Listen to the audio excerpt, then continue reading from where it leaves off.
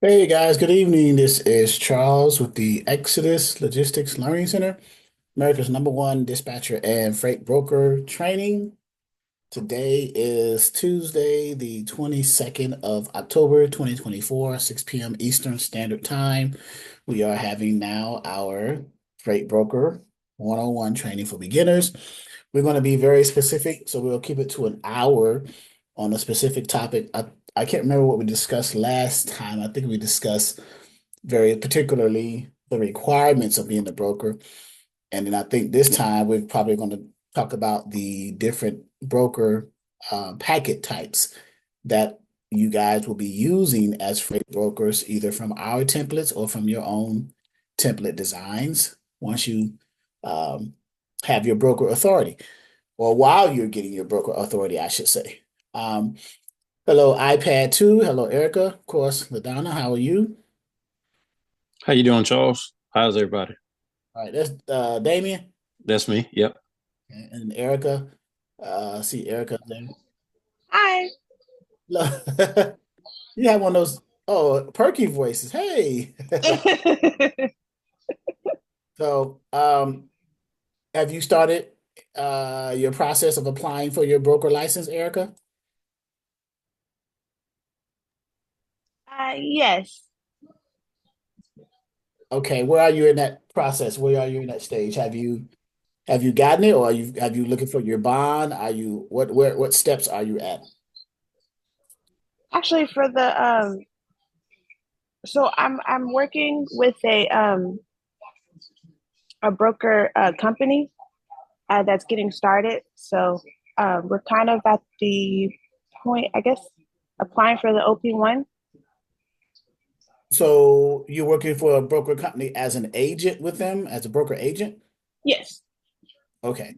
And they are brand new, so they are filling out the form to become a broker, hmm which is the OP-1 form. Yes. Are you helping them with that process, or they're doing it on their own? I'm watching them do it, but they're kind of mostly doing it themselves. Okay. Okay. Are they, they're not stuck on anything. Do they have any questions? No, they seem to think said it was pretty relatively easy once they kind of read through it and everything. Exactly. Now, under the section that talks about the cargo that's going to be brokered or the cargo carried, did they select general freight, or are they going to select other specific niches? General freight. General freight. Great. Great. Okay. Well, then next after that, they're going to do their bond, I'm assuming they're going to search for a bond company to go with, based off of their personal credit. Okay. Yep. You said okay. Yeah, okay. Yeah, that should be like their next step. Sorry. Yeah, because so do they have another business, or this is their first business that they're creating? This is their first business. Okay, so the bond quote will be um based off of their personal credit, right? They're going to get the bond premium rate based off of their personal credit. So the better the credit score, the better the premium for that one-time annual payment to have that $75,000 coverage. Okay. Okay. And then hmm they would need to, so you have access to this. Is this your first freight broker training platform you're in tonight? I was in the first one 2 weeks ago, Okay. and yeah, and I just missed the I think the Friday one. Okay. But we do have them recorded, so you can catch them on the training videos here. Okay. Yeah. Okay. Oh, thank you. Yeah, we have, if you miss any of them, you can go in here and catch the ones that you missed based off of the month that they were recorded in and the date and things like that. Okay. Thank you. Yeah. Yes, it is, Donna. That is the building. So yes, she was asking, was that the building, the Exodus Logistics Learning Center building? Yes, I took a shot of it, and yep, 3101 American Legion Road. That's it right there. That is correct. That's the front of the building. And so in here, so let's continue on this a little bit then for Erica. In here, um, let's go under tools and resources and see some broker resources or some bond companies. Okay. Now we have a specific bond company that you can look into. I'm not sure if you have you been back in the back office area, um, Erica? No, I'm pretty Pretty new. new. Yeah, new to everything. Okay. So the back office area contains certain, let me go back to the main menu. We call it the back office, but this main menu contains where you would start. So you have your start here button or area column, if you will. You have the self-paced modules area, and we have 6 self-paced modules that you go through in your 90-day period, right? In your 90-day self-paced training. Module 4 has 2 parts, but the other modules have one, right? And each module has a quiz at the end of the module. Um, and then we have our tools, docs, and resources, okay? Whereby you can go in here and look at broker documents. If you, and these are PDFs, these are templates and guides to help you along your way. It just reinforces the learning curve. Okay. Um, so you go in here and look at information about that and get some information. How do brokers make money? Shippers won't give me a chance. You want to know what to say. Different freight broker factoring companies, freight broker sales strategies, the type of freight broker qualifying. How do you qualify a shipper? What are some of the questions you ask them? You know, and other things, a lot of information there for you. Okay. Um, then that's under the broker documents, forms and documents, right? Under the tools and resources, which is right here, it's another plethora of information that we have for you. We have our different lists, our broker, carrier, forwarder, shippers list. Let's go to that. And it's a download, so it's gonna have it download to your local machine, and you go through that. Different publications that you look through for you as a broker.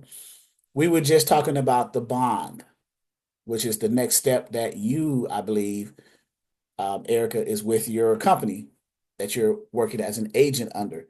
Have you discussed with the brokerage that you're going to be working under your commission split? I think if I'm not mistaken, it was going to be either it was going to be 15 to 20, 25. And I'm not sure completely on it. Okay, so you said 15 to 25? Yeah. So what that is that's the margin that the broker wants to make. That's their profit margin on every load that they're going to tender for the customer. Hmm.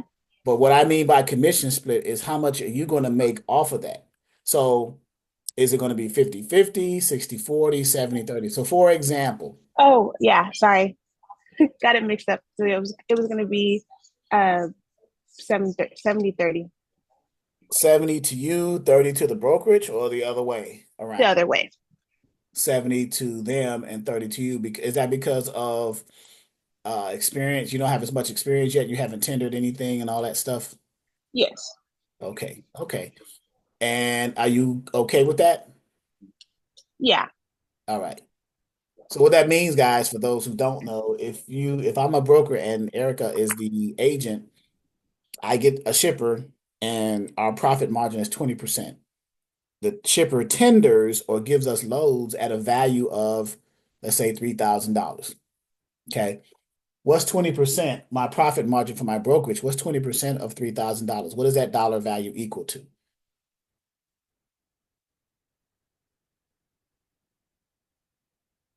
20%?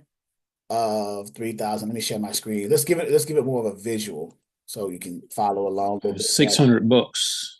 There you go. So $600. So the and this is for those brokers who will entertain later on having an agent under their brokerage. You may need help when you're scaling and you may need to hire someone. So if I tender you a $3,000 tender and my profit margin for my brokerage is at 20%, I want to make 20% of every load tender, then that's $600, right, to the brokerage. If I have an agent in this dynamic and the split is 70-30, 70 to the broker, in this case, 70 to the brokerage, 30 to the agent, then 70% of 600 is 420, right? And 30% is 180 because the two still has to add up to what? $600. You guys follow that? That's how the commission split works. Now, if Erica comes in with more experience and she brings her customers, some customers with her, or what we call a book of business, all that means is you're bringing your own customers, your own accounts into the brokerage to help that brokerage. But they're your customers. You may have brought them from somewhere else. But now this reverses. It'll be 70% to the agent and 30% to the brokers, or maybe 60-40, or maybe 50-50. Whatever the brokerage and the agent determines that to be. And that's usually in the broker agent agreement or contract, if you will. And you guys will have a discussion, you, the agent, and the potential broker, to agree what that is, what that number will be, you know. So it depends. If you're coming in with zero book of business, BOB, then the broker is going to get more of the commission split. If you come in with some knowledge and understanding and a BOB, a book of business, let's say you got 2 or 3 clients you're bringing in, then you have more leverage. You have more skin in the game, and you get more of the percentage of the profit margin, right? That's what this is, the profit, the 20% profit margin that the broker stands to make of that 20%, or whatever that percentage or that dollar value is. You'll get more of it the more experience and the more knowledge you have and the more customers you bring to the brokerage. As in, the beauty of being an agent of a brokerage is you don't have to deal with any of the overhead. So as an agent, you don't need an authority or a license. The broker does, right? You're under their authority or their license, right? You don't need, no, you don't need a bond, right? You don't need the BOC3. You don't need the UCR. You don't need to fill out the OP-1 form. All of the requirements of a broker are not the requirements of the agent because you're already under the authority. The broker had taken care of all that. When they became a licensed broker and they got their authority and a broker license, all of this got covered before they were able to become a broker. You coming up under their authority as an agent, you just have to agree with whatever that broker agent contract stipulates and says. And of course, I would always say, no, please know your worth. Know what your worth is before you work up under a brokerage as an agent under the brokerage. Don't just work for anyone, right? Understand what they do. Do they have any customers coming in, or do we have to work together to get customers? Are we both new? I'm getting my authority, and then I'm working under you as an agent, and we get customers together. If that's the case, that'll be more of I would say, a 50-50 at least. You know, if this is a new brokerage starting, they don't have any customers, and you're coming in as an agent and you're getting customers for them, it's fair to say you guys should split that commission split down the middle, in my opinion. But only you and that brokerage, if you're an agent in this case, know the dynamics of your relationship. Okay. Only you guys know that. So, any questions there? No, everything good. Everything is good. All right. Charles, I got a question though.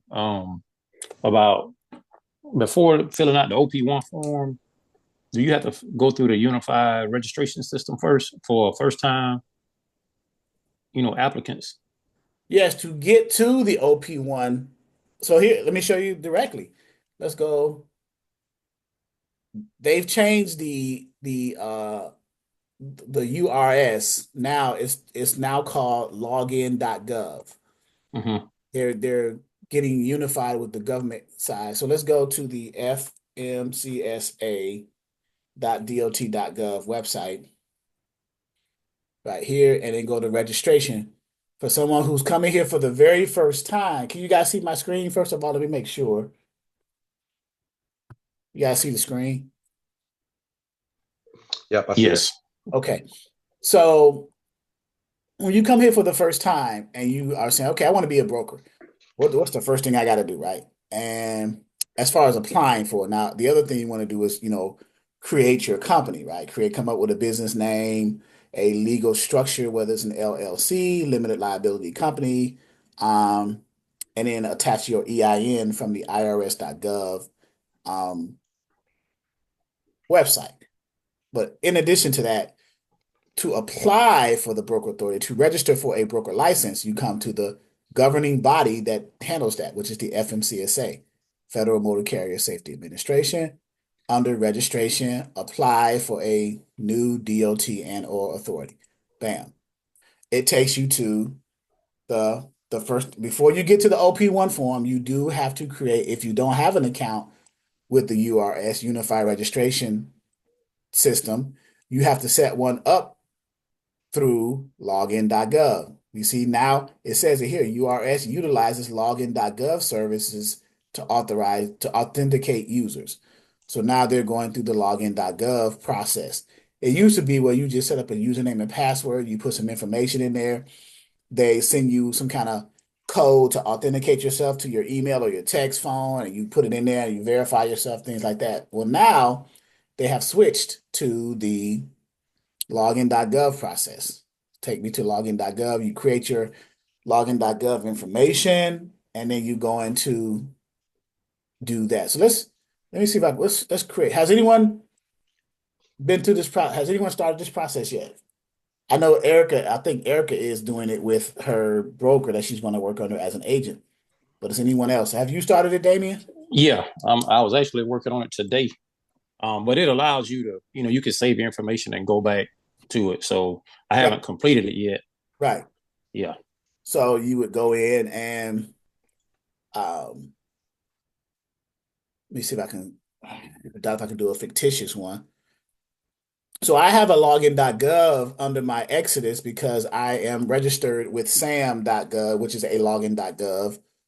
I'm an authenticated user with sam.gov, which is the government um, registration where you register with the government for contracts and stuff. So I have a login.gov login.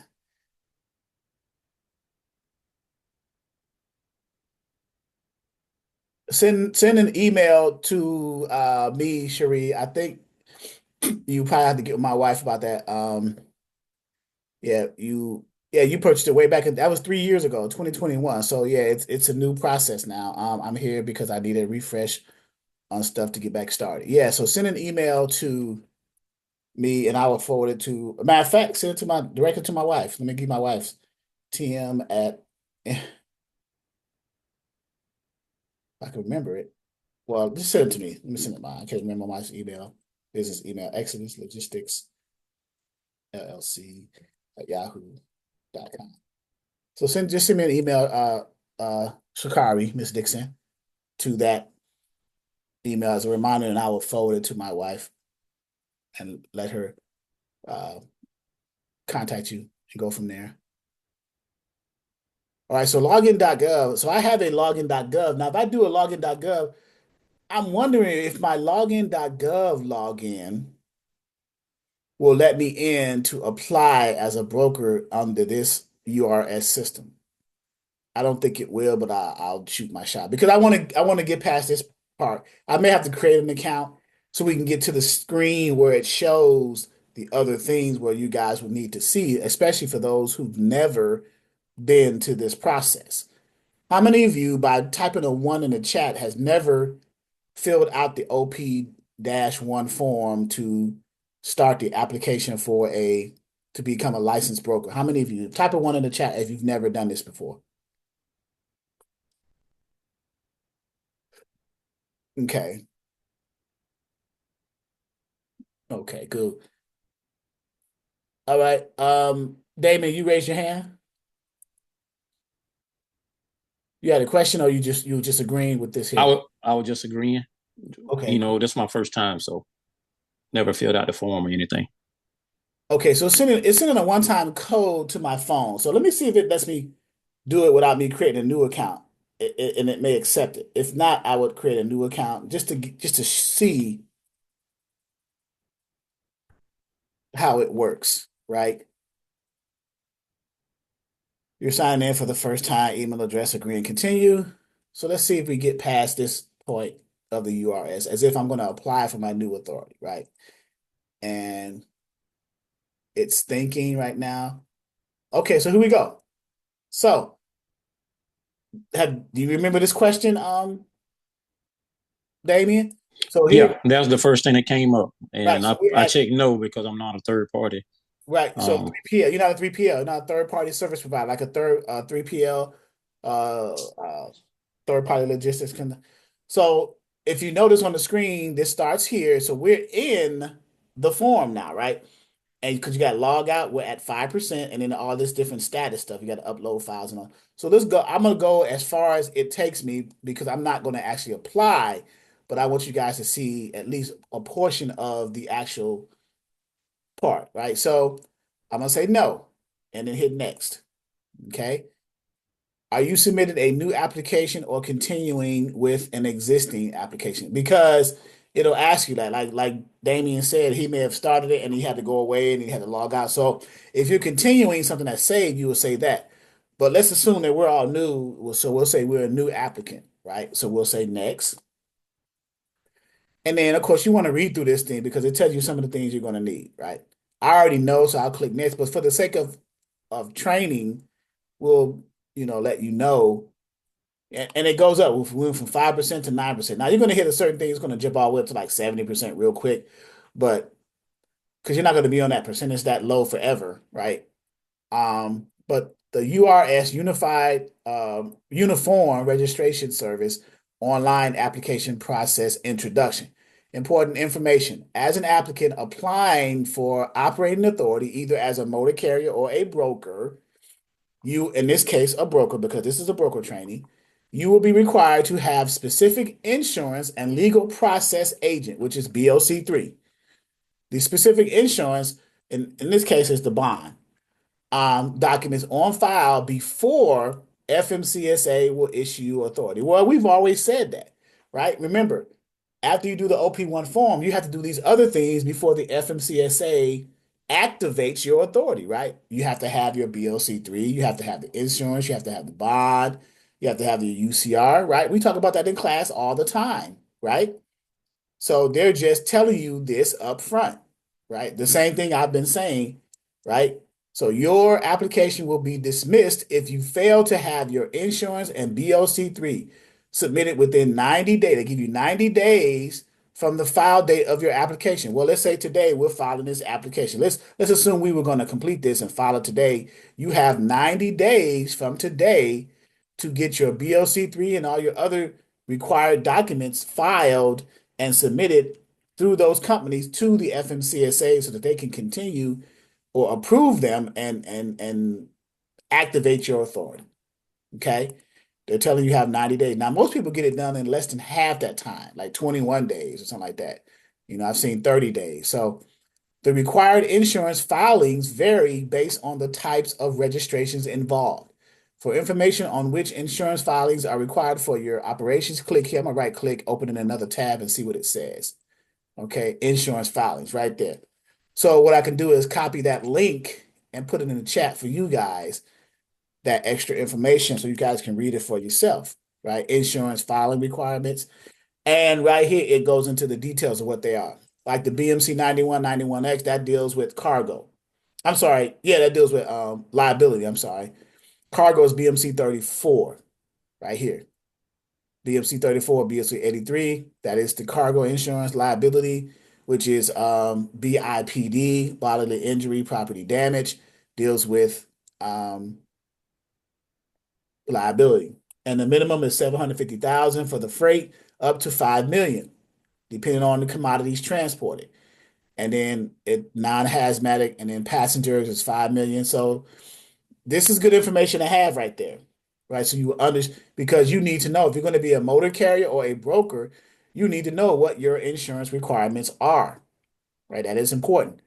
Otherwise, you won't be activated. They're going to tell you, you don't have the proper insurance. We can't activate you. You got to get the proper insurance. And then the BMC 84 or 85, the surety bond or the trust fund, right? That's for the freight forwarder or the broker of freight right there, 75,000. The BOC3, service of process agents, all authorities need that. Either you're a motor carrier or a broker, they all need that.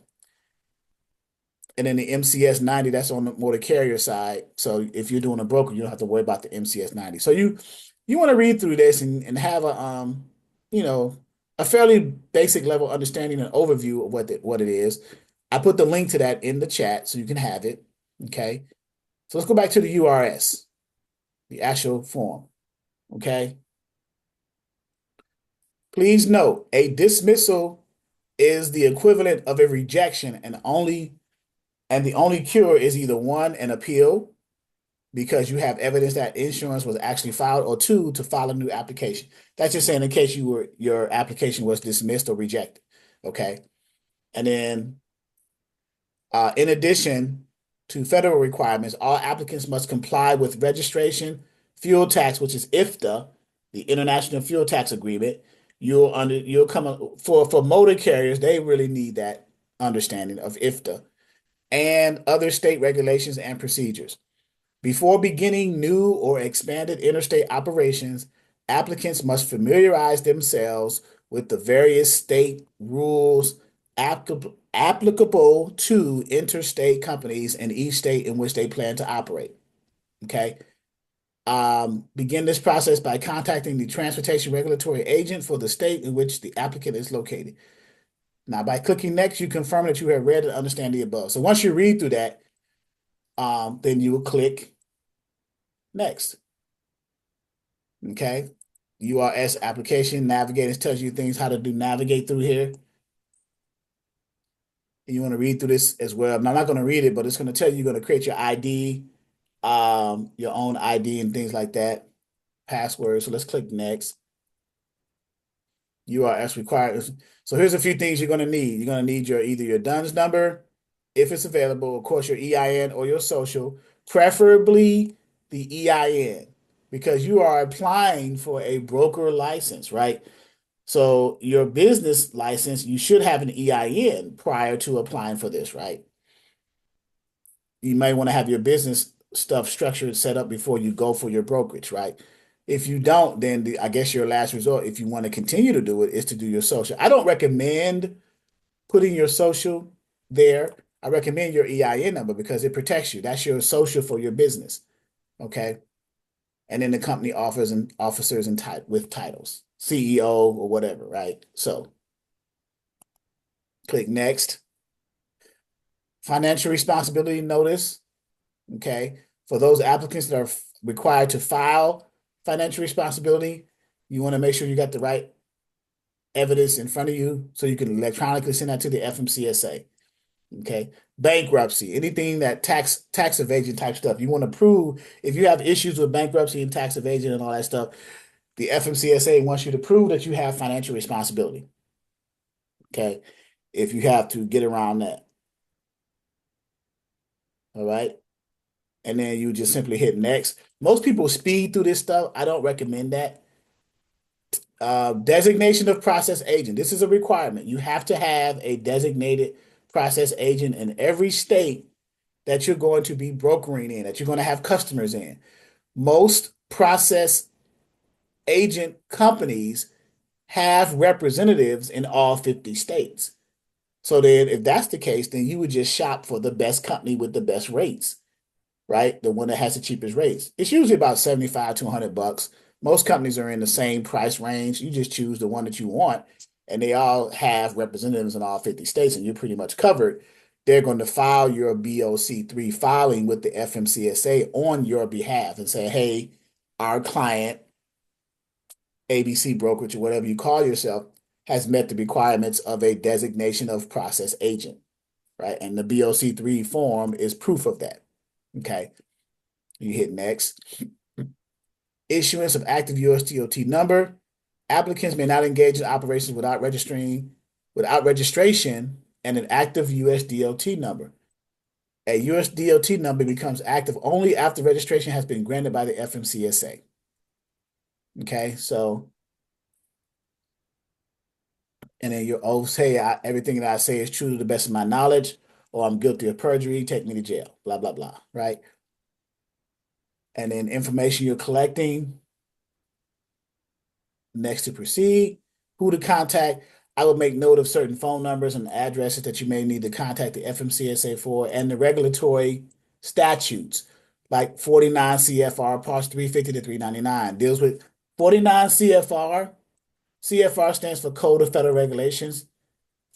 Title 49 is transportation.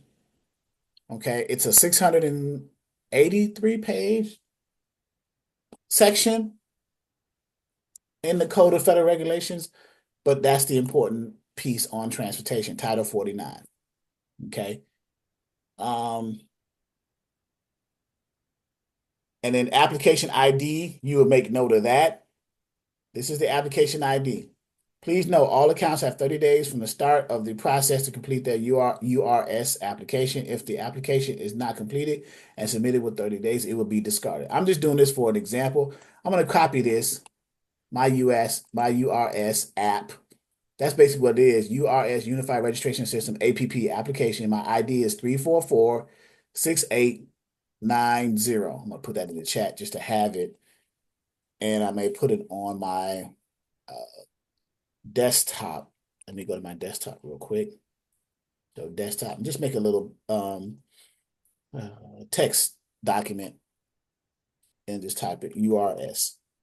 And then go in there and paste that there and save it, right? Just to have it, right? So I won't forget it in case I need to go out and come back. And something you should get in the habit of doing too. Once you want to save something, just create it, save it quickly, and then come back to it. Let's resume. All right, so now hit next. That's the ID. Now we have the application contact. So now it's getting into, and now it jumped up. You notice it jumped up to 18%. Okay. So next. Now we want to put some information in. Now I can make up a dummy name, which I probably will because I'm not going to actually finish this process, but I just want to show you. Now, is this good? Everybody, you guys are good with this? Like what you're seeing, the process of how to literally go through the OP-1 form, the application. So you'll know what to do when you do it. Yes. Okay. So now under applicant contact, right? We're at 18%. Application contact type. I mean, there's a drop down arrow. Either you're going to be an applicant representative or you're going to be the company contact. You decide which one. Which one did you choose, Damon, by the way? The company contact. Company contact. Application contact first name. Oh man, I gotta make something up, I guess. I'll just pretend to be my mother. She's deceased, but I'll just put her name in because I can remember everything about her. Middle name, you don't have to have. I don't think it's a requirement, but and then last name. last name.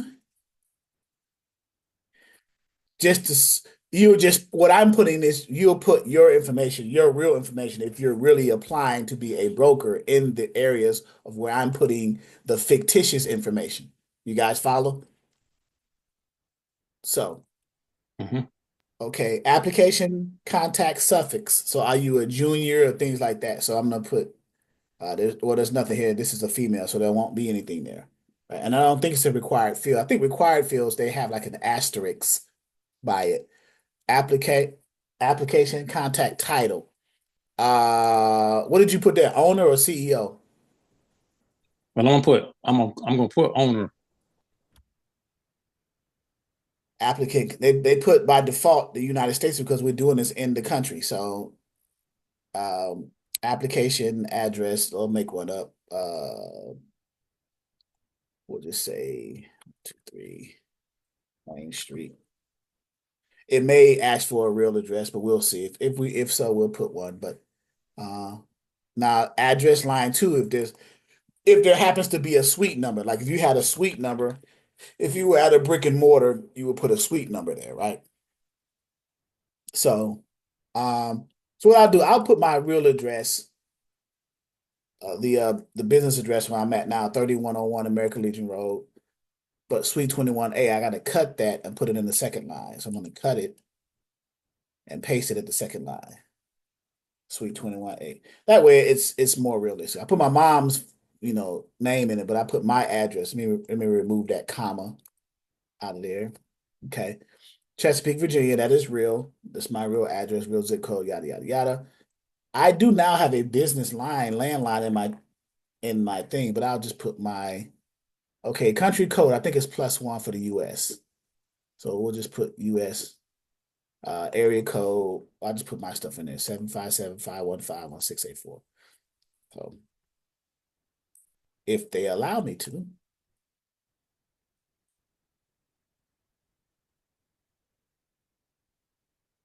Okay. And then there's no extension on that. No fax number. I don't have one. I do, I just forgot it.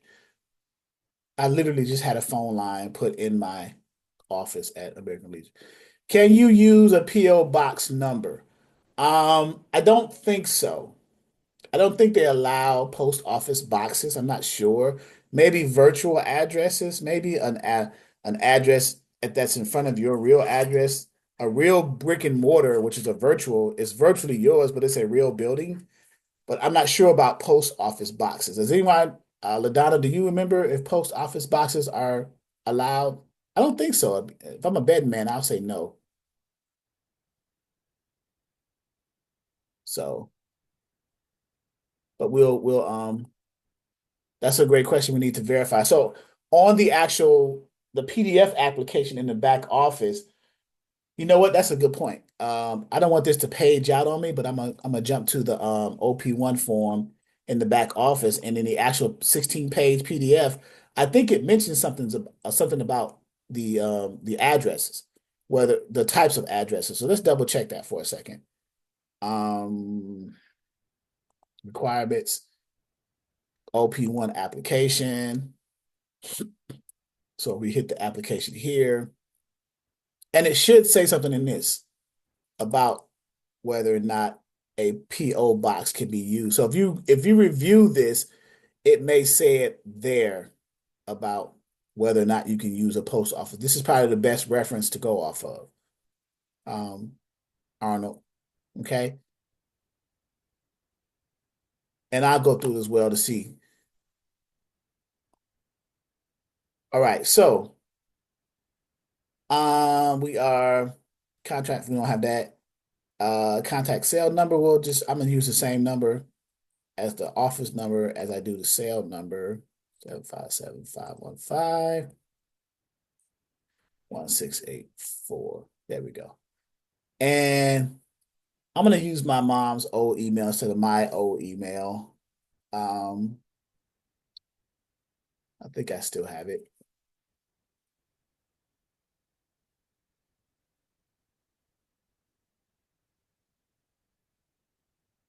Just put it in there. And with this, what I do is copy it and then just paste it here. And then applicant application contact preferred contact method, whether it's email, text, phone, whatever. So you choose which one. Choose one. Which one did you choose, Damien? For the application contact, Yeah, do you prefer the I did email. Yeah, it's probably faster instead of US mail. Yeah. Yeah. So we'll do that. And then scroll down here. So I think that's, am I missing something? Because it's supposed to have the next is supposed to highlight. So there may be Yeah, something that's I didn't. that. Go Excuse ahead. me. Yeah, that's why mine ended. I didn't see anything else or the next light up after I got that far. So So I may be missing something that I didn't fill out, like right here. I'll make up a fax number then. US, uh, I'll just call it 757-515-1685, just to have something in there, just to see if that, so we get to test that theory then. Let's test that theory. 1685. And then get out of that. And let's go up and make sure that even though they're not showing as required fields, that every field is, so this field is not filled out. So let's see. So if that's the case, if we fill every field out and then the next highlights, that means that every field must be a required field. Right here, this line says address line, special characters. What is that? Address line only following the special characters may be entered at. So here's my address, 3101 American Legion. I'll spell out road and see what that happened. OAD. There we go. Boom. See it light up now? It lit up. yeah, So that's it. Yep, yep. so whenever you see that little at the end of the line, it's yellow, it's something that we did something wrong. So let's hit next and move on. The application will validate the entered address, United States pool, in the event it finds a matching address or change, blah, blah, blah. Okay, okay. It's validating it, 3101. Okay. The address you provided is not allowed. Really? Please provide a valid address to continue. Okay, so they're not allowing a brick and mortar. That is a real address. That is my building. Right? So let's put something else in here then. Well, that's good. We saw that, right? So let's put an old address that I had. Let's this one. And let's take out this and see if that's acceptable. And put the right zip code for that address that I used to have. Okay, and see if it validates that one. Okay, validate it. Let's see, blah, blah, blah. Okay, so I'm not going to save it. No thanks. Because I don't want to, again, I'm not using it. I'm not actually doing the application. I'm just showing you guys the steps. So now we're at 22% from 18%. So now we're here. Business description. FMCSA needs to capture the business details regarding the applicant. So now we may stop here because I'm putting fictitious information in here, but you're going to be putting real information in yours to validate your company. So if I hit next, does the applicant have a DUNS number? I'm gonna say, well, I do actually have a DUNS number. But if I put my real DUNS number in, then Exodus Logistics Learning Center is going to pop up, right? So if I say no, let's see what happens if I say no. No. And then go next. Legal business name. So do I make something up or I have to because I don't want to let's see.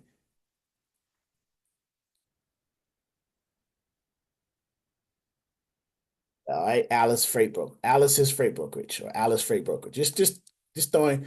You're gonna put your real stuff in here, guys. Of course, right? What your company you have created and things like that.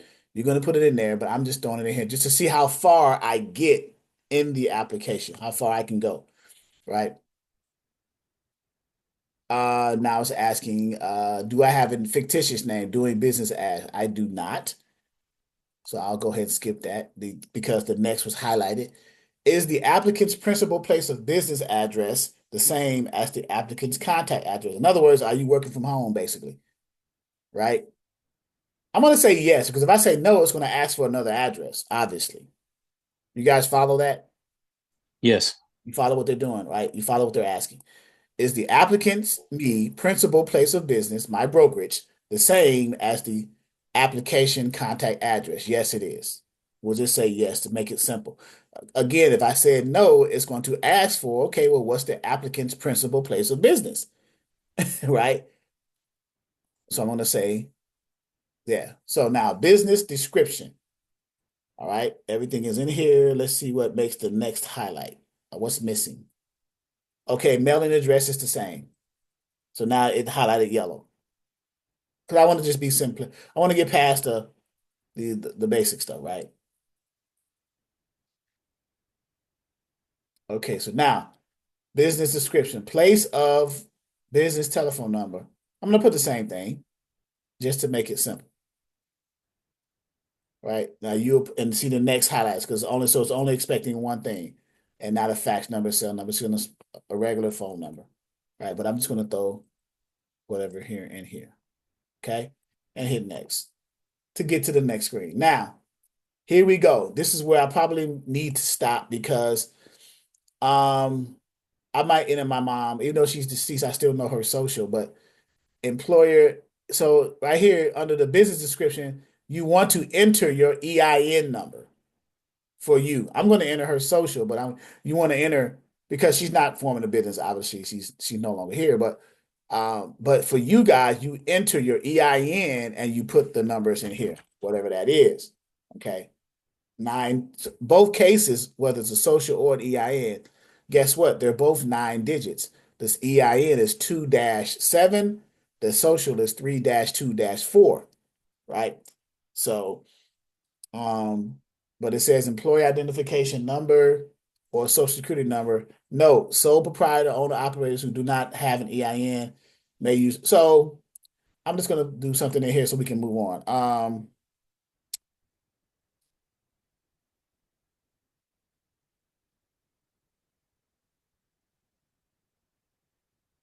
Right. Yeah. So I put the social in. So I can move on because I don't want to put a fictitious EIN number because there is no such thing as a fictitious EIN number because every EIN number is validated by the IRS. So there could never be a fictitious EIN number.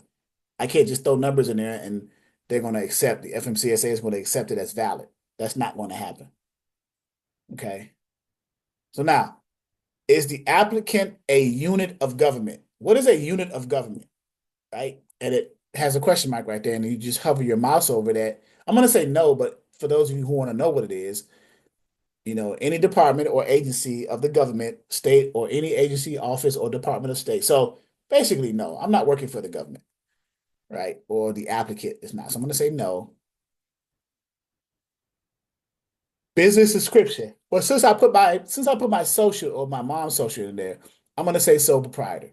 I can't be an LLC using my. I mean, I guess I could, but I'll just put sole proprietor just to speed the process up. So you can see, you guys will put, most of you are going to form your company as an LLC and you're going to choose one, single member, blah, blah, blah, right? So you put an LLC, you're going to put the type. But I put sole prop, you put LLC, choose one. Okay. I'm going to put sole prop. You guys understand that part, right? Whatever, Yes. whatever business structure you have set your company up as, that is the one you would select. Okay.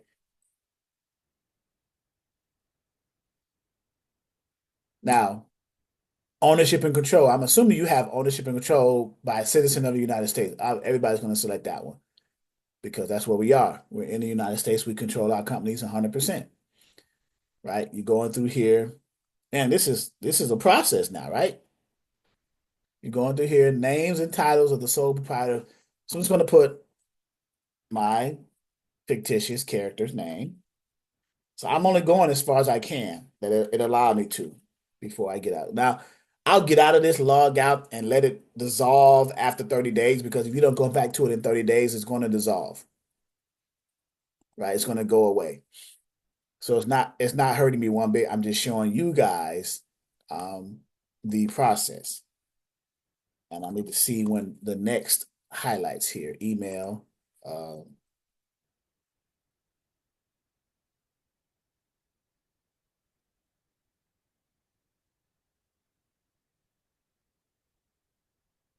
There's no suffix.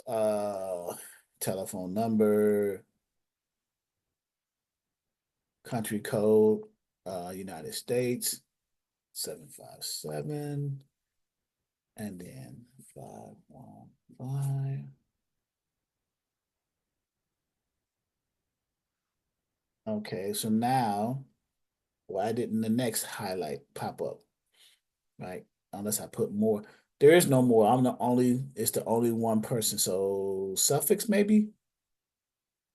Oh, company contact number one. There we go. Now I highlight it. There are no more. Business con company contact address. So I'll use the same one as I did before so we can speed up the process. This one right here. And that's correct. Okay. Validated with the US Postal. So apparently the FMCSA has a integration, if you will, or connection with the United States Postal Service. So they can validate addresses as being real. Because every time you put an address in, it pops up with that little light box message saying, we need to validate this with the US Post Office. Boom. And then you hit OK and they do it and then it comes back. You guys notice that? Mm-hmm. So now it's showing everything we did. I hit next. Now it's getting into the broker side. Yeah, they do that small review after every small parts of the application. They do that several times during that. Yes, correct. LaDonna's correct. So now here we're at 27% right here. And now we're in the operation classification. So as a broker, how are you going to classify your operation? Or what are you? So are you an IEP, intermodal equipment provider, providing chassis and things like that? Right here. Intermodal equipment provider, an IEP provides intermodal equipment to motor carriers or is responsible for the maintenance of the intermodal equipment, trailing equipment that is used in the intermodal transportation by containers by highway in interstate commerce, mainly chassis, but also include trailers. So yeah, you provide the chassis in this case, intermodal and IEP. Are you going to be a motor carrier of property? Now remember, we're brokers, right? So you can skip intermodal, you can skip this one, you can skip this one, you can skip that one. And the only obvious one, since you are applying to be a broker, is the only one that says what? Broker, right? So you're going to select a company or person who arranges or offers to arrange for the transportation of property by an authorized motor carrier. Note, brokers do not assume responsibility of the cargo. The carrier does. So we're going to hit next. We know who we are. It just gives us an understanding of what it is before we continue. So let's hit next. So now, will the applicant operate as an IEP? So it gave you the definition of all of those. Now that you understand them, you're not going to be an IEP. So what are you going to say here? You're going to say no, right? Correct. Say no and hit next. Okay. Will the applicant transport property? Will we? Yes or no? No. No, we're not a carrier. Will the applicant transport passengers? Yes or no? No. No, we're not a passenger carrier. No, we don't need a passenger authority. So we get next. Will the applicant provide property or household goods broker? Yes. Yes. This is where it gets confusing. How many of you said no? Will the applicant provide property or household goods? We are a property broker, right? Remember, there's two types of brokers. There's a broker of property and there's a broker of household goods. So what do we say here? Yes or no? Yes. Yes, we do. Does everyone understand that? I need to make sure because here's where you can confuse your application. Want to make sure everybody understands that you do say so, you select yes here, and then it's going to get into details about which one you're going to do. So you're going to say yes here and then hit next. Right. Right, right. So now, what type of broker services will the applicant provide? Now, are you doing household goods or general freight? Which one are we doing? General freight. General freight. We're going to select general freight, and then we're going to hit next. Will the applicant provide freight forwarding services? Yes or no? No. No, we're not. We're not a freight Nope. forwarder. Remember, by definition of a freight forwarder, that's international, that's global, right? So we're going to say no. Remember the first operation classification definition and all those definitions. If I were you, I would have took a screenshot of that or at least somehow understood what they were, right? Will the applicant operate a cargo tank facility? Of course not. And you're gonna and it's blue for a reason because you hover your mouse, it defines what that is. An entity that manufactures, alters, and so of course not. We're brokers. We're not doing a cargo tank facility, right? So we're gonna say no. That's an easy question to answer. So we're gonna say no. Towaways, no. We're not gonna do towaways or driveaways, they call it, right? Towing and things like that. No, we're not doing that. Okay. Towaways, same thing. We're not towing away. Driveaways, towaways. No. You can look at towaways, right? That's an indirect it's indirectly under the motor carrier. Now, this is what I mean when you get into the application, the operation classification, if you go to the Safer website, okay, and we log in and we look at somebody's information, right? Ping, let's just throw somebody in here and select something. Down here, right here, where it says cargo carried, all of this here, this person only selected general freight. This here is the same thing right here in the application, where you're right here, operation class. In other words, what are you brokering? What types of commodities and stuff are you brokering? That shows up, that will show up on your Safer website under here, all this stuff. The same thing so whatever you check, it's going to have an X next to it when you look at it on the Safer website. Okay. So let's go back here. So if you don't know the type of commodities you're going to try to broker, most people select general freight, right? And they'll select it as now, can you select multiple ones? Boom. Yes, you can. Boom, boom, boom. Right. But you can select general freight and metals, sheets, coils, rolls, right? If you're doing flatbed type of stuff. Lumber, if you're doing flatbed. If you want to specialize in that, building materials, produce with reefers, you know. But if you're just doing dry goods, general dry goods freight, then it's good to select general freight. Any questions in this particular area right here? You may not know your commodity. If you don't know what type of commodities you're going to be brokering, then the best option will be general freight. Well, I had a question because I was going to mainly stick in flatbed, but I wanted to cover all three of them, reefers and dry vans. So would I have to select General those individually? I would stick with general freight, but you can, but if you know this, so selecting the other types of commodities or other types of selections, if you know the specific type of commodities you want to carry on those trailers. Like if you know specifically you want to deal with sheets, coils, and rolls, you will select it. Even though you select Yeah, yeah, general freight, definitely still. Yeah, for okay, sure. and then lumber, beams and poles, building materials. So you could do general freight and then select sheets, coils, and rolls, and then go down to anything else. So you want to deal with brokering commodities that go into dry van trailers, into reefer trailers, and on flatbed trailers, correct? Yeah, fresh produce. Right. Yeah, So you would say fresh produce. Now, LaDonna asked an interesting question, and I'm not sure if it does apply here on the operation class.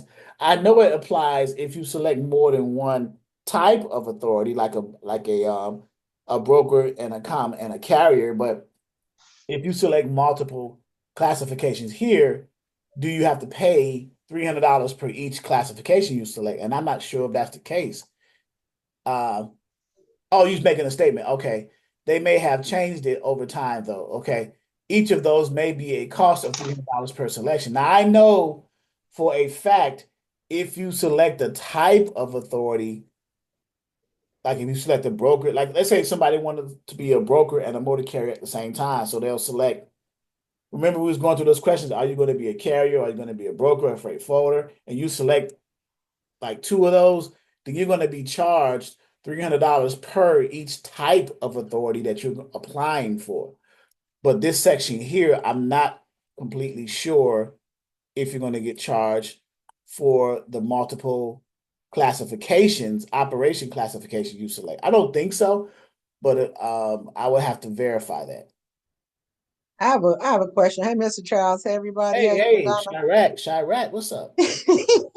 So basically, if we don't select it here, does that mean that we cannot transport that type of freight later? If you select, so if you saying you don't select what? What? Give me an example of If I something. don't select, if I only select general freight and don't select lumber or what is this, metal sheets, No, coils, you and roll. can because lumber and all those other things fall under general freight. General freight encompasses everything. Okay, thank But you. if you are a broker who wants to get very specific and very granular, and you know exactly the ones you want, I would check general freight, but then I would check the stuff that I specifically am interested in also, just to be safe. Okay, she's So saying I so just need to do an And update. then Thank acknowledge you. that you also need to do an update on your MCS 150. Someone's ready to say something. Who was that? so general freight just kind of categorizes all of that Right. except Yeah, household goods. yeah, it categorizes everything, but then you have these other categories, these other classifications if you want to get very specific. If you Okay. know for a fact specifically what you want to broker or what you want to transport if you were a motor carrier applying for your authority as a motor carrier. That's one of the reasons why these classifications are mainly here for the on the motor carrier side more so than the broker side, because a lot of motor carriers they don't classify everything. They'll just say general freight, or some of them do. Like if you're a motor carrier with a reefer trailer, then you're going to select commodities that only can go on the reefer, like maybe meat, refrigerated good beverages, things that are requires refrigeration, right? So stuff like that. So we're going to select. So let's say general freight, and then someone said coils. Um, let's select commodities that can go on dry van, flatbeds, or reefer. So we'll select all the ones. So in the second row, that'll be this building materials, right? And in the third row, either a dry van, flatbed, or reefer, produce. Now, large objects, I'm going to leave that out because that's large. Those are larger flatbeds like RGN. So we'll leave that out, even though we can put it on a flatbed. Depends on how large it is. It's usually oversized. When you're dealing with machinery and large objects, you're dealing with oversized, overdimensional. We're just talking about the standard flatbeds, the standard skateboards, 48 and 53s, right? So we'll leave that out for now.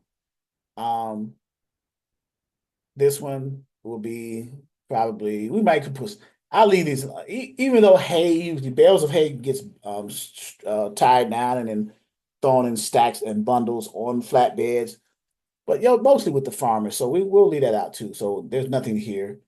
Um, meat with the in this row, meat with the reefer, U.S. mail with the drive-in. You can put U.S. mail on drive, a truckload of U.S. mail. Um, Commodities, dry bulk, it's more larger. Refrigerated food, beverages, reefers, right? So we're only focusing on commodities that go on flatbeds, dry vans, and reefers, right? Paper products, and that's it, right? So we'll just select that. I don't want to say other because then they're going to ask you for a whole different classification. So we don't want to, for the sake of time, we don't want to get into that, right? So, but just so you know, I just want to make sure that you see this and understand how to work it, right? When you get to this area of we are in the OP-1 form right now. We are filling out the OP-1 form digitally online through the FMCSA's website under the URS registration wizard right there. We are literally in it right now. So let's hit next. And we were at 27%. Let's see where we're at. We're still at 27%. So let's give you a summary of what you selected. Classification. Let's hit next. Let's see where. Now look at that. From 27 to 72, basically the numbers flipped. The 2 went to the 7 and the 7 went to the 2. So we're from 27% all the way up to 72%. You see that? Percentage-wise in the application process. Now, financial responsibility, which is the bond. FMCSA has determined the applicant will operate property broker general freight, right? Right there. The company's estimated financial responsibility minimum for surety or trust fund is $75,000. Used to be $10,000 back in the Obama administration, but they changed that with the MAP 21 moving ahead for progress in the 21st century legislation. Let's click next to continue. Affiliation with others. We're going to assume we don't have it. If you do, you want to put it in there. FMCSA needs to capture some details regarding the entity's relationship with any other FMCSA regulated entities. Since we're new, is it not safe to assume that we don't have any relationships with any other FMCSA regulated entities, right? We're brand new. So how can we possibly have any other relationships with any other entities, right? So we're going to say no, since we're brand new. So let's go through that. Affiliations. And we're probably going to be saying no to all of these. Does the applicant currently have or has had within the last 3 years of the date of this application relationships involving common stock ownership or anybody else with we're going to say no. No affiliations. Affiliation summary, we said no to that. Okay, look how quick that was. Boom. 77 to 86%. We're moving right along here, right? Certification statement. Basically saying you're certified that everything that you say here is true to the best of your ability. You must certify to the truthfulness of statements in this application under the penalty of perjury, right? So I'm going to move next. Of course, you're going to do it for real because you're putting your real information. I'm just doing it as an example, right? But you're going to put your real information on there, okay, when you are filling out the OP-1 form. And then certification, you're going to certify it, right? Your name and all this other stuff, right? So,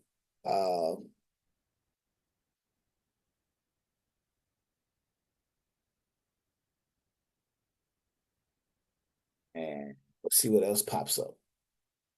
Okay, the e-signature, first name and last name. Why did it jump back up to the top? I don't understand, but there we go. And title, owner, right? You may put CEO. And now the next highlighted, right? And it generated today's date automatically, right? And then next. Compliance certification. By signing these certifications, certified officials are notice that the representation here is subject verification, blah, blah, blah. Fair to report, blah, blah, blah, blah, right? Okay. Yes, I certify that it is not me. So does the applicant certify that it is willing to and able to propose the proposed operations? Of course. You're going to certify everything because you're just verifying that you comply with what you put in your application. You, for real, will do that, right? Does the applicant certify it is not currently disqualified from operating? Yes, I certify. I'm not currently, because I'm not, although I'm not applying for a motor carrier authority, I can still certify that I am not currently disqualified from operating commercial motor. Of course I can. So no, yeah, I'm certifying it. So, and then back to Title 49, certifying that. Understand the agent of serving process will be deemed applicant's official representative in the United States, right? In case of proceedings under Title 49 USC 13303, I'm familiar with that. It's we're just saying you want to certify that your BOC3 rep will represent you and be involved in that process. And then you certify that the carrier is not prohibited from filing this application because the FMCSA is currently under suspension or was revoked. Yeah, we're a first-time applicant, so we're not revoked or suspended from anything. We're applying for this for the very first time. So you can certify that you're not what they're asking. You're not prohibited from filing the application because it's your first time filing it, right? So a lot of stuff is common sense, but you got to really read through it and understand it. If the applicant's registration is currently revoked, it is not. Does the applicant certify deficiencies cited in the revocation proceeding have been corrected? Yes, although we haven't been revoked. So even though I'll certify that, but nothing's happened. Electronic signature. Okay. Next. 90%. Review, 90%. 95%. Okay. Applicant's oath, basically saying everything I say, power of attorney, everything's true, blah, blah, blah. Right? So applicant's oath. This oath applies to all supplemental filings to the application. Signature must be by the authorized member. So basically fill this out with your information for real, right? When you are applying for this authority. So does this help you, Damon? Because I know you were in the middle of this process. Yeah, it's pretty straightforward. But let me ask you this: when it comes down to the BOC3, the insurance, and the surety bond, is it just a standard procedure where you can be applying for these things while you're filling this out, or is it a requirement that you already have all of that before you fill it out? No, so you got to do the OP-1 form first. Okay, all right. After you do the OP-1 form first, because the OP-1 form is the starting process, letting the FMCSA know that you are applying for a license. Then the FMCSA says, hey, we need all the other requirements to be filed to us prior to us activating your license or your authority, which is the bond, the BOC3, the UCR, and those things like that, the other requirements. So the application is your starting process. It gets you in the door, you see, and then you have to finish the process by getting a bond. So you got to find a bond company, and the bond company needs to file with the FMCSA the bond form saying that you met the bond requirement. In this case, the surety bond, which is the BMC 84. Then next, the agent of process company needs to file the process form with the FMCSA saying that you met the blanket of company coverage, which is the BLC3 form. Then next, you got to do your own UCR. You're going to be issued a grant letter once you complete the OP-1 form. It's going to have your inactive MC and DOT, but you still can use the DOT to put in because when you go to the UCR.gov website, you got to put a DOT in there. You got a DOT, it's just not active yet, but you can use it to fill out the UCR and then pay that. And then that gets submitted. FMCSA is aware of it. So now all the necessary required supplemental forms are filed to the FMCSA. You've paid your $300 for the application, letting them know. Now everything's been vetted, everything's approved. If they approve it, then if there's no unforeseen circumstances, then you will become active in X amount of days or however long that process is. So now it says FMCSA has determined the applicant will operate as property broker general freight. To proceed with submitting the application, an application fee of $300 is required. So it did not charge the extra $300, LaDonna, under the operation classification section. It only charged that one time $300 because we only selected on the authority type just a broker of property general freight.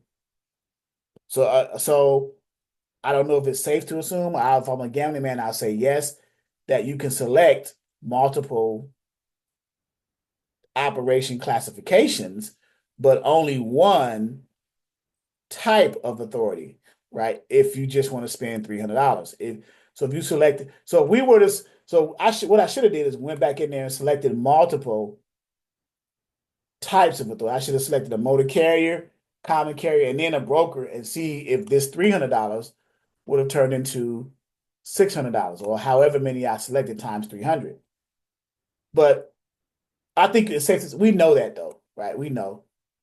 So, I have a question. I'm sorry, I can't remember how to do the hand raise thing. So the people who are giving you a surety bond, you're telling them that I'm applying, so they need to meet this timeline, or do they normally meet that 30-day timeline? so when you fill out the OP-1 form, your next step is, I would say, I would go in the order of getting your bond, getting your surety bond, because most people go with the surety bond as opposed to the trust fund. Most people don't have uh assets of $75,000 just happen to sitting around.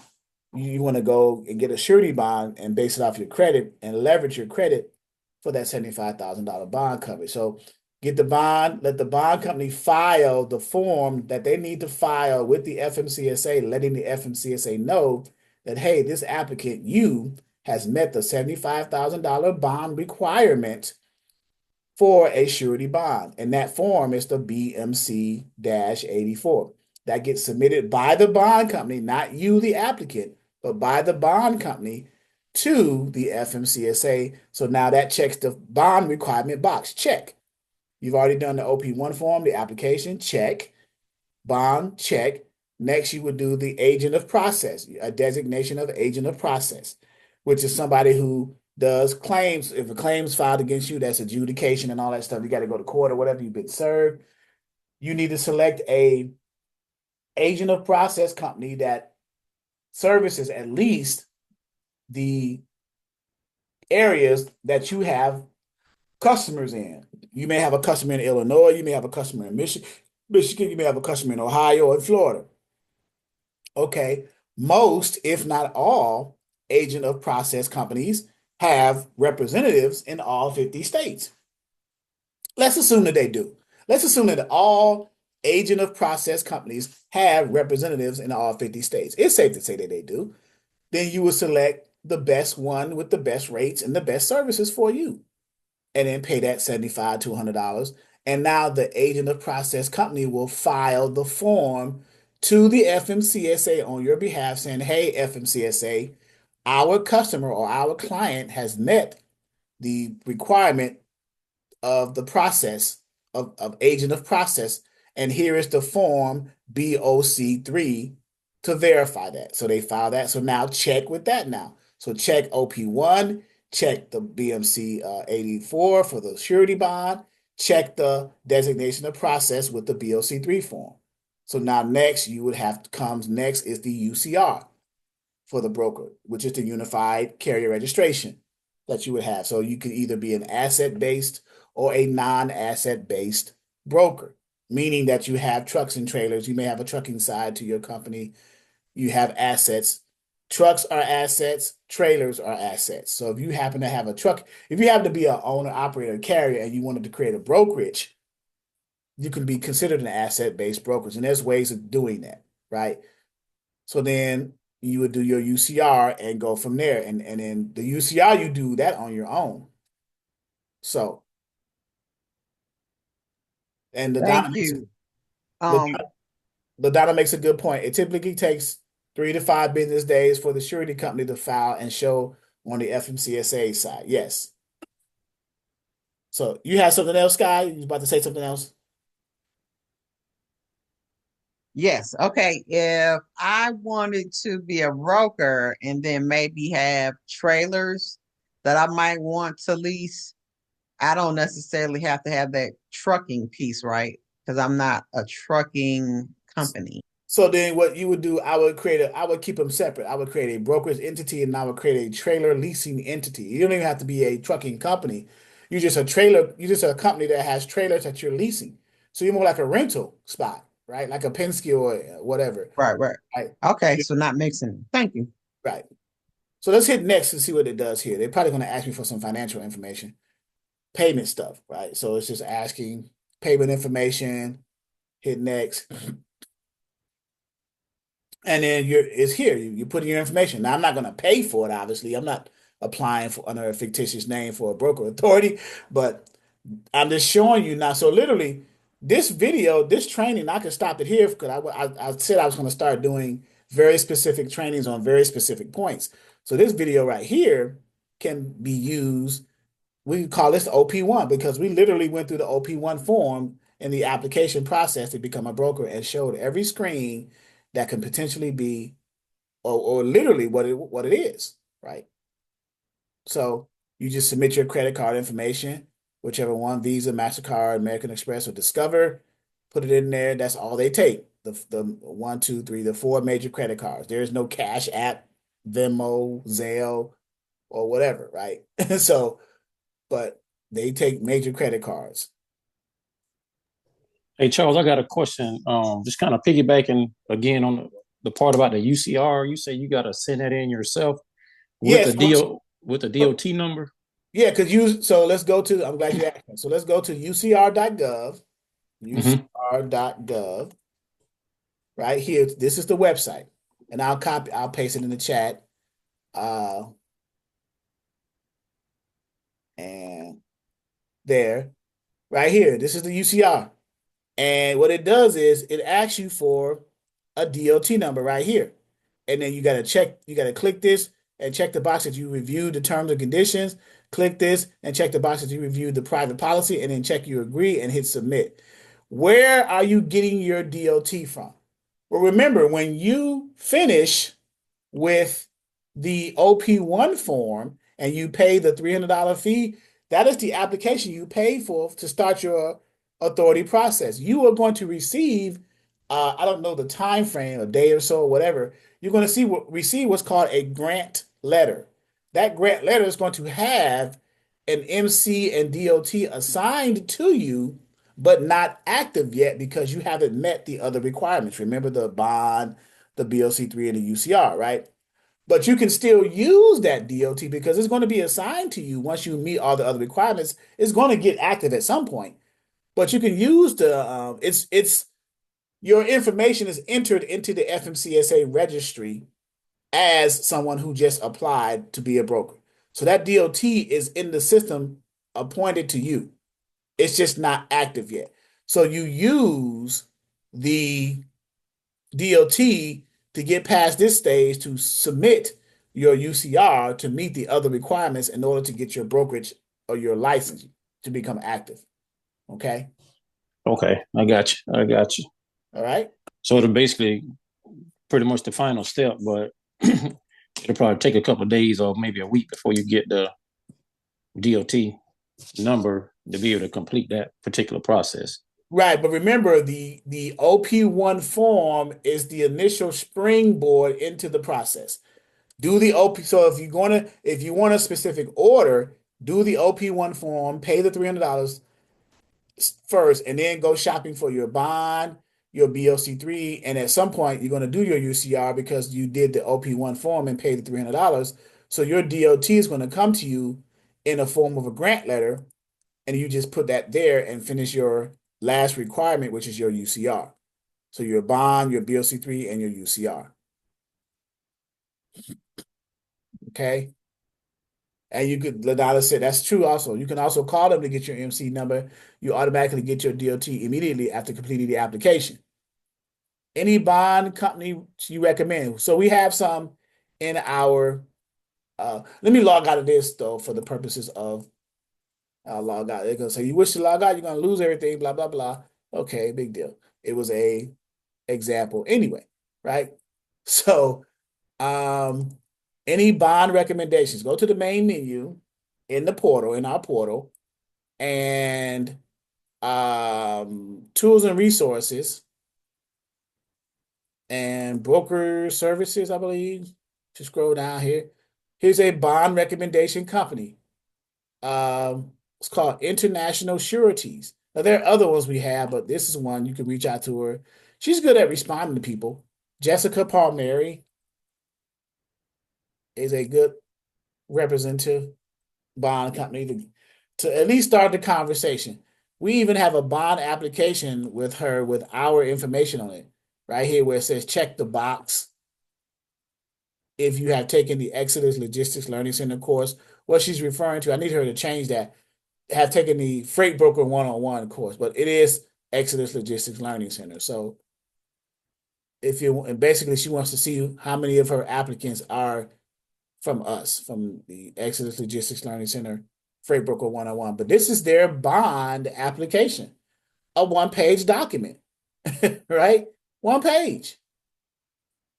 They ask some simple stuff, some basic stuff. You got an insurance number. IRS number is your EIN. And it's MC or FF. You're not FF, you're not a freight forwarder, you're more of an MC because you are a brokerage. You get an MC number, not an FF number. And then some of the typical questions they ask for that. Okay.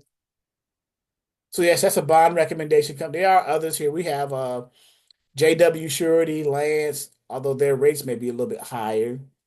Propeller Bond, Surety Bond Direct. So, and I need to update this with better bond companies as I've had a chance to conversate with a lot of bond companies recently. I've been doing other things a little bit, but I will get into that and kind of tweak this a little bit. But I know Jessica still does her thing. So, and here's some of their international surety details, what they do. They offer as low as a $750 a year annual rate for that bond, that $75,000 bond coverage. 3 years experience. She'll explain that to you. Once you call her and get her on the phone, come to the website, go back here, and then ask questions about that so she can better explain what she means when she says these things, so she can better explain it to you. Now, I understand number 9, surety companies have 30 days to resolve claims. That is by law. Bond is filed, their bond is filed to the FMCSA electronically. That is true for most bond companies. They file, it's just a quicker process. It just makes sense. You don't have to, but number 7, you can have a co-signer. Most people probably don't want to co-sign on a bond, but yeah. Real estate ownership. Do you own your home? That's for underwriting purposes. Indemnity from all owners' agreements. Indemnity means you're being removed from liability or removed from responsibility of something. You're being indemnified of something. Okay. And if you ask that, she'll better explain it to you. Establish trade lines, accounts on personal credit. She's just helping you. This is to help to build your credit up to make your rate lower, like trade lines and other strategies that are used on the credit in the credit world to help you with that. They do a soft pull, soft inquiry on your personal credit worthiness. They probably go to like what is that, My Score IQ or nav.com or one of those sites. Or mycreditrepair.com, the one you can use once a year to pull your credit. And 680 to 700 score, and that's not bad, as they say. So talk to her and get those questions answered. If you don't go with it, at least you understand the process. So if you shop around for other bond companies, you will understand that they may or may not have some of the same requirements. So at least you'll learn something with that if you don't go with an international sureties. All right? Okay, and that's good. Good information there.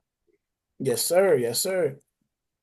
Yeah, and yeah, very good, Adam. Thank you very much. Annualcreditreport.com.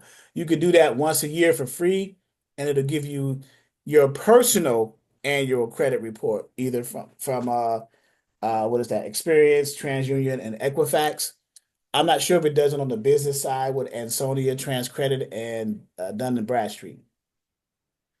Oh, it's 1 week free now. Wow. Okay. Very good. So, all right, guys, it's 7:30. I said I was gonna do an hour, but an hour and a half is fine. But I just wanted to be very specific topic, right? I was gonna get into the broker packet types, but someone had asked a question about the actual OP-1 form. I think that was either Arnold or someone else. No, I was talking to Erica about it. So, Erica, did that help a little bit? Yes, it did. Okay, good, good. So I wish whoever's applying for their authority with you, their bond, they should have been on this call, right? Seen the whole process.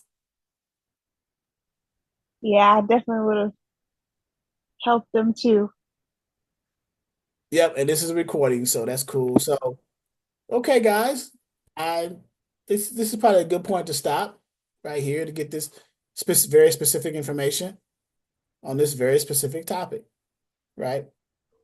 And then Friday at 6 p.m., unless something changes and I put an email out of cancellation, I will see you on Friday. All right. Appreciate it, Charles. All right. Thank you, Mr. Charles. All right, thank you. Thank For you. my Thank first you. time, I really enjoyed it, man. Y'all take care. All right. Good luck, everybody.